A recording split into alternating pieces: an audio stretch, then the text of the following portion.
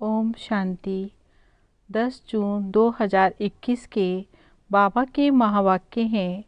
बाबा समझाते, मीठे बच्चे, अमर बाबा आया है तुम्हें ज्ञान का तीसरा नेत्र देने। अभी तुम तीनों कालों और तीनों लोकों को जानते हो। मुरली का प्रश्न है, रूहानी बाप रूहों को वर्षा किस आधार पर देते हैं? उत्तर है, पढ़ाई के आधार पर। जो बच्चे अच्छी रीति पढ़ते हैं, देह अभिमान को छोड़ देही अभिमानी रहने का पुरुषार्थ करते हैं, उन्हें ही बाप का वर्षा मिलता है। लौकिक बाप सिर्फ बच्चों को वर्षा देते, लेकिन पारलौकिक बाप का संबंध रूहों से है, इसलिए रूहों को वर्षा देते हैं। मुरली का गीत है, भोलेनाथ से निराला कोई और नहीं। ओम शांति। रूहानी बच्चे रूहानी बाप से अमर कथा सुन रहे हैं, सो भी इस मृत्यु लोक से अमर लोक में जाने के लिए। निर्वाण धाम को अमर लोक नहीं कहा जाता। अमर लोक जहाँ तुम अकाले मृत्यु को नहीं पाते हो, इसलिए उनको अमर लोक कहा जाता है। रूहानी बाप, जिसको अमरनाथ कहा जाता है, जरूर अमर लोक में ले जाने के लिए मृत्यु लोक में कथा सुनाएंगे।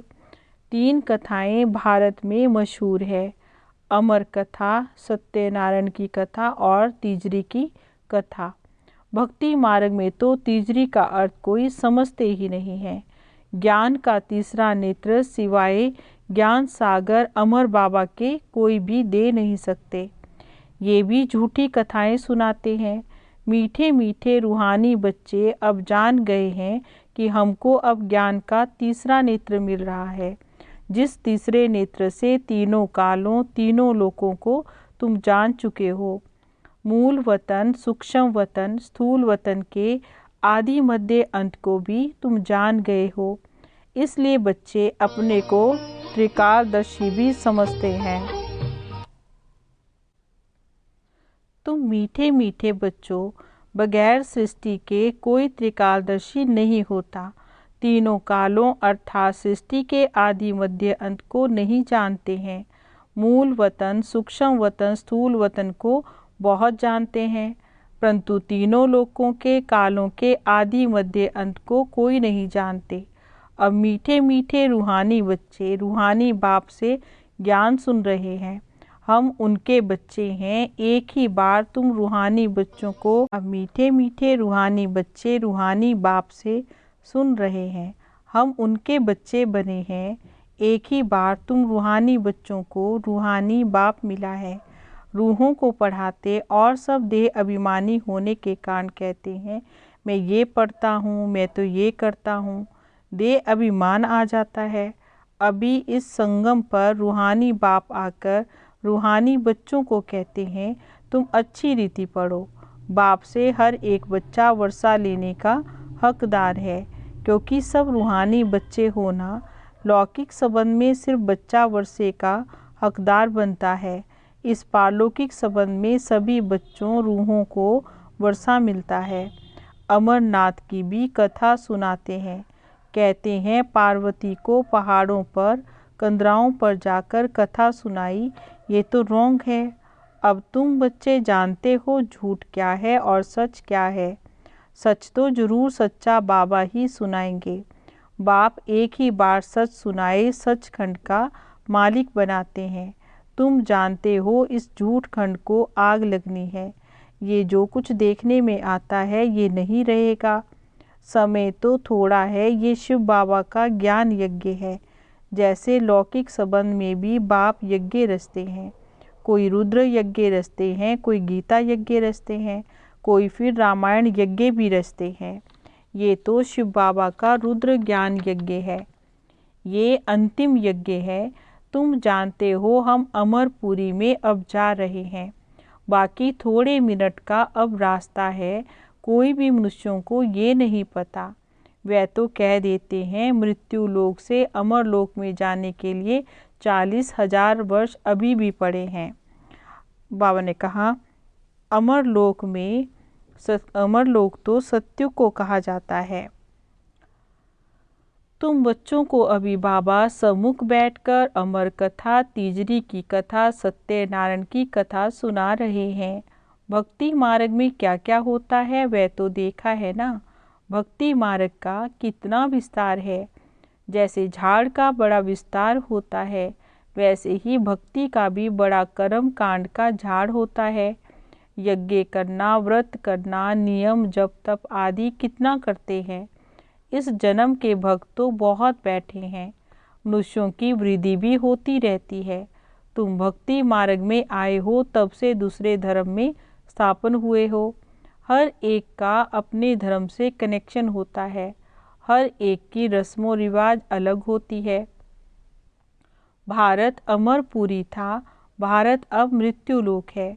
तुम आदि सनातन देवी देवता धर्म वाले थे, परंतु अब पतित होने के कारण तुम अपने को देवता कहला नहीं सकते। ये तो तुमको भूल गया है, हम सो देवता थे। जैसे कहते हैं क्राइस्ट ने हमारा धर्म स्थापन किया तो हमारे क्रिश्चियन चले आए, ऐसे नहीं कि यूरोपियन धर्म के हैं। वैसे तुम हिंदुस्तान में रहने वाले हैं अथवा भारत में रहने वाले देवी देवता धर्म के हो, परंतु अपने को देवता कहला नहीं सकते हैं। समझते हैं हम तो पापी, नीच, कंगाल, भिखारी हैं। भक्ति मार्ग में मनुष्य दुखी होते हैं तो बाप को ही पुकारते हैं। ये सिर्फ तुम ब्राह्मण बच्चे जानते हो। जिस बाप को पुकारते आए हैं वे हमको बेहद का वर्षा देने के लिए अमर कथा सुना रहे हैं। हम अमरपुरी के मालिक बनने वाले हैं। अमरपुरी को स्वर्ग कहा जाता है। तुम कहेंगे हम स्वर्गवासी बनने के लिए पुरुषार्थ कर रहे हैं।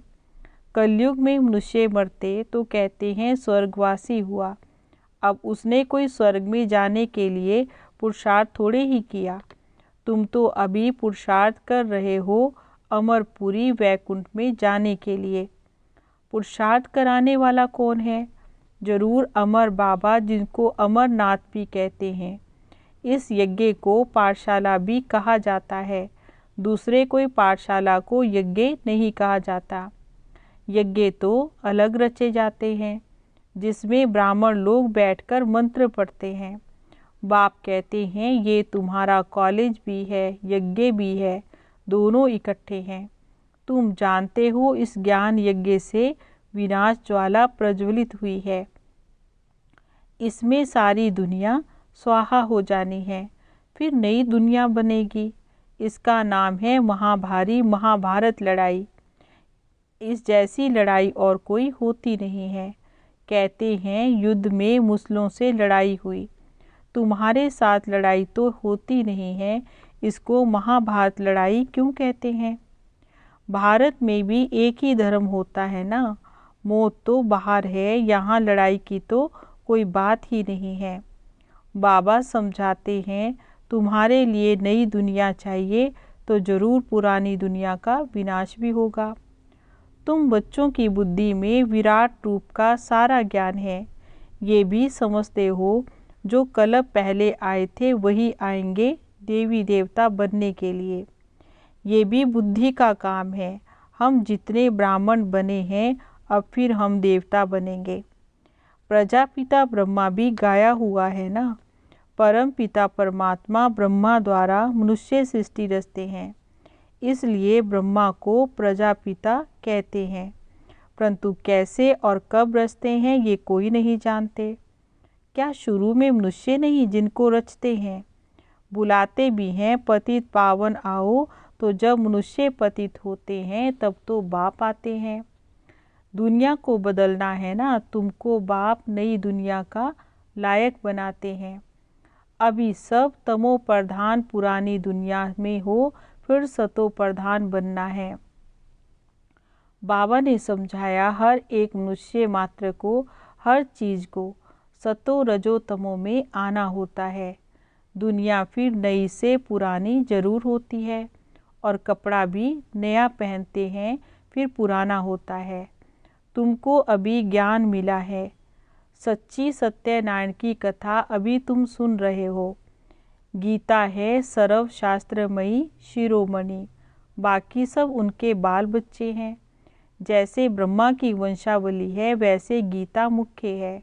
ऊंच से ऊंच माँ बाप, बाकी हैं बच्चे। अभी माँ बाप से वर्षा मिल सकता है, बाकी कितने भी शास्त्र पढ़े कुछ भी करें वर्षा मिल नहीं सकता है। करके जो शास्त्र पढ़ते हैं उनकी बहुत कमाई होती है। वह तो हो गया अल्पकाल के लिए। यहाँ तुम बच्चे सुनते हो तो कितनी कमाई करते हो, सो भी 21 जन्म के लिए। विचार करो, वे एक सुनाएंगे सब उनको पैसे देंगे। यहाँ बाप तुम बच्चों को सुनाते हैं। तुम 21 जन्म के लिए कितने साहूकार बनते हो, वहाँ सुनाने वाले की जेब भरती है। भक्ति आदि करना प्रवृत्ति मार्ग वालों का ही काम है। तुम हो प्रवृत्ति मार्ग वाले, तुम जानते हो स्वर्ग लोक में हम पूज्य थे, नहीं तो 84 जन्मों का हिसाब कहाँ से आए। ये है रूहानी ज्ञान जो सुप्रीम रूह ज्ञान सागर से मिलता है। पतित पावन बाप ही सबके सद्गति दाता है। हम बच्चों को बाबा अमर कथा सुना रहे हैं। जन्म जन्मांतर झूठी कथा सुनते आए हैं। अब सच्ची कथा सुनकर तुम 16 कला संपूर्ण बनते हो। चंद्रमा को 16 कला संपूर्ण कहते हैं, सूर्य के लिए नहीं कहते हैं। तुम जानते हो हम आत्माएं भविष्य में सर्व गुण संपन्न 16 कला संपूर्ण बनेंगे। फिर आधा कल्प के बाद उनमें खाद पड़ जाती है। अभी तुम समझते हो हम फिर से सर्व गुण संपन्न 16 कला संपन्न संपूर्ण निर्विकारी बनते हैं।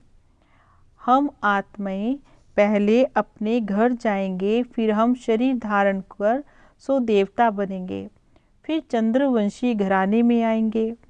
84 जन्मों का हिसाब किताब चाहिए, किस युग में किस वर्ष में कितने जन्म हुए। बाबा ने 84 जन्मों की सच्ची सच्ची कथा अब सुनाई है।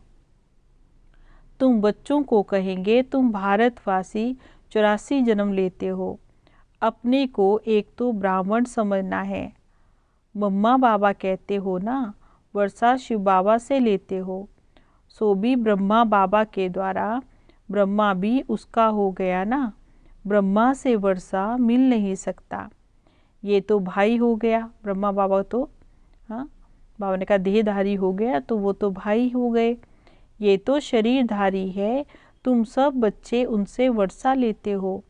इन ब्रह्मा बाबा से वर्षा नहीं मिलेगा। जिससे वर्षा नहीं पाना है उनको याद भी नहीं करना है। एक शिव बाबा को ही याद करना है। उनको ही कहते हैं तुम मात पिता हम बालक तेरे। तुम इनके पास आते हो तो बुद्धि में रहता है कि हम तो शिव बाबा के पास जाते हैं। याद तो शिव बाबा को ही करना है। आत्मा बिंदी है, उसमें 84 जन्मों का पाठ नूंदा हुआ है। आत्मा प्रकृति के बीच में रहती है, उड़ती भी सेकंड में है। मैं आत्मा एक शरीर छोड़कर दूसरा लेता हूँ, प्रकृति के बीच जाए विराजमान होता हूँ। ये भी बुद्धि में समझ है कि हमारी आत्मा ऐसी है। सत्य में तो कोई ऐसी चीज़ देखने की आश नहीं रहती है।